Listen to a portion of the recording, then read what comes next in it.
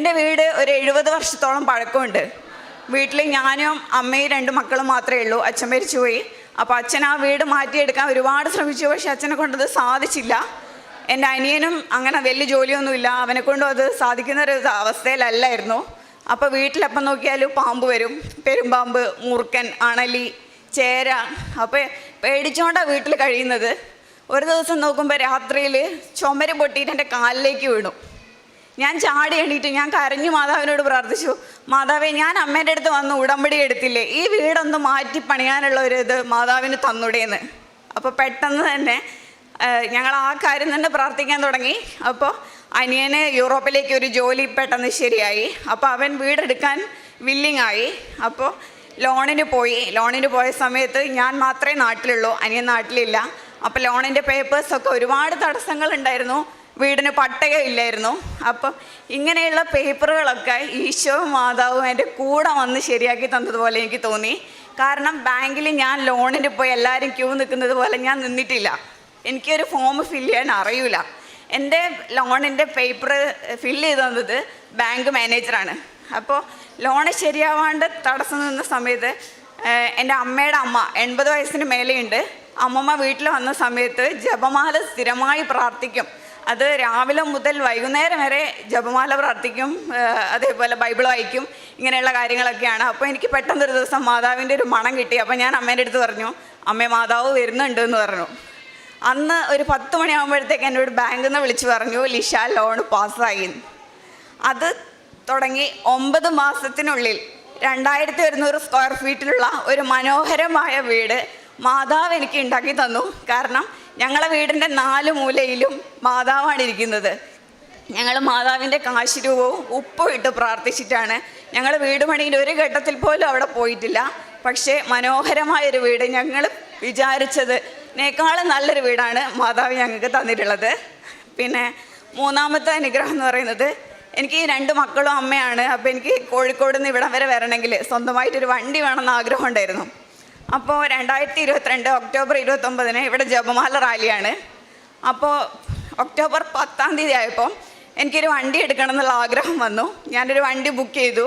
എന്നോട് പറഞ്ഞത് 3 മുതൽ 6 മാസം വരെ ടൈമിനുള്ളിൽ ആ വണ്ടി കിട്ടുള്ളൂ എന്ന് പറഞ്ഞു.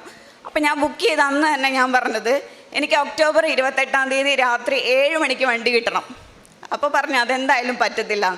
പക്ഷെ ഞാൻ ഉറച്ച് വിശ്വസിച്ചു. ഞാൻ പറഞ്ഞു, മാതാവാണ് എനിക്ക് ഈ വണ്ടി തരുന്നതെങ്കിൽ എനിക്ക് ഒക്ടോബർ 28-ാം തീയതി രാത്രി 7 മണിക്ക് വണ്ടി കിട്ടിയാൽ മതി. കാരണം ആ വണ്ടി എടുത്ത് എനിക്ക് നേരെ കൃപാസനത്തിന് മുന്നിൽ വരണം, മാതാവിനെ കാണിക്കണം, എനിക്ക് റാലിക്ക് പോകണം. ഞാൻ പ്രാർത്ഥിച്ചതുപോലെ തന്നെ ഒക്ടോബർ 28-ാം തീയതി ഉച്ചവരെ എനിക്ക് ആ വണ്ടി കിട്ടൂല എന്ന് പറഞ്ഞു.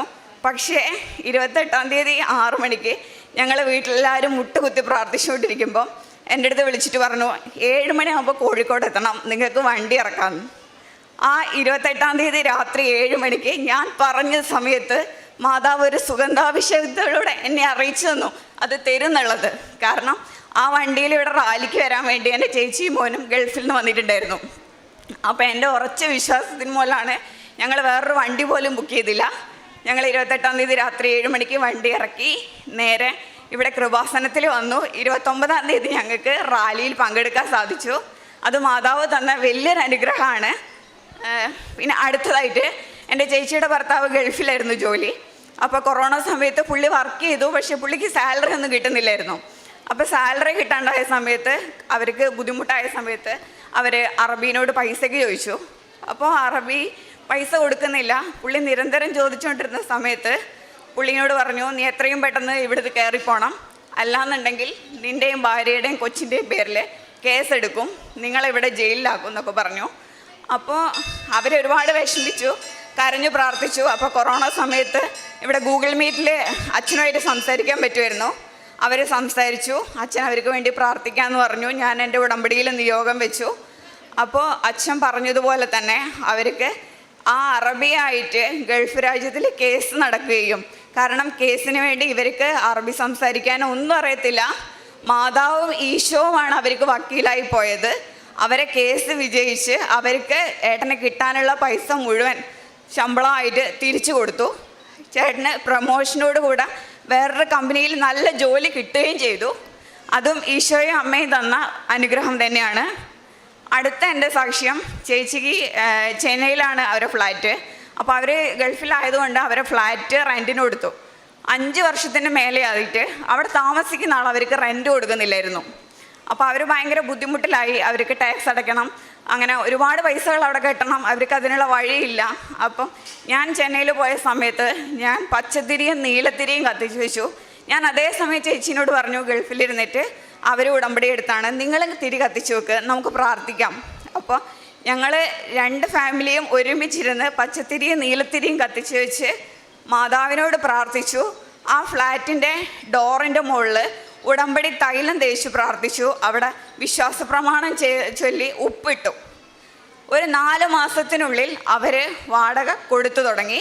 ഇപ്പം അവർക്ക് കുറച്ചായിട്ട് വാടക കിട്ടുന്നുണ്ട്. പിന്നെ എനിക്ക് 8 വർഷത്തോളമായിട്ട് ഞാൻ വർക്ക് ചെയ്യുന്ന കമ്പനിയിലെ മോസ്റ്റ് സീനിയർ ആയിട്ടുള്ള ഒരാളാണ് ഞാൻ. പക്ഷേ ഒരുപാട് പ്രശ്നങ്ങൾ കാരണം എൻ്റെ സാലറി കുറച്ചൊന്ന് കുറവായിരുന്നു.